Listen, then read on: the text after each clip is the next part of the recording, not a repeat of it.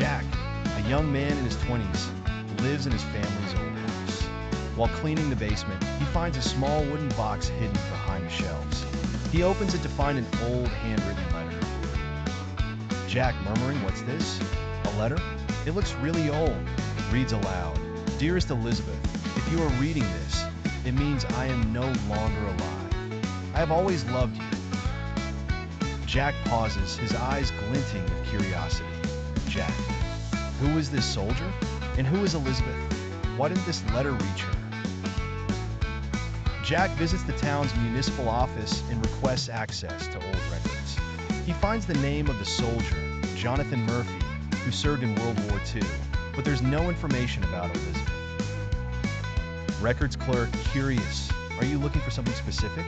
You seem to have an intriguing story here. Jack, I think I found a letter belonging to a soldier. I want to return it to his family, or anyone who knows them. Clerk, oh, that's very thoughtful of you. Maybe you should check the church archives. They have better records of old families. At the church archives, Jack meets an elderly woman named Mary, who was a child during the war. When he shows her the letter, she gasps in shock. Mary, in disbelief, this letter is Jonathan's. He was our neighbor. He loved Elizabeth deeply, but she disappeared suddenly before the war ended. Jack, surprised, disappeared? What do you mean? Mary, no one ever knew what happened. Some said she ran away. Others said she was taken. Those were strange times.